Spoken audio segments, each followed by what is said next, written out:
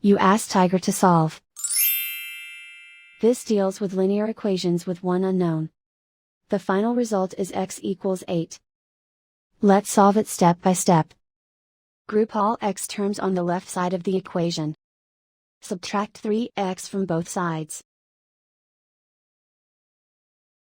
Group like terms.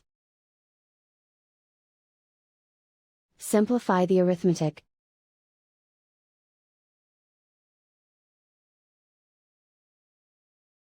Group all constants on the right side of the equation.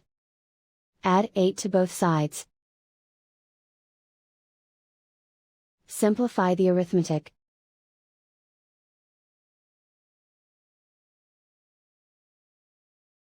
And so the final result is x equals 8.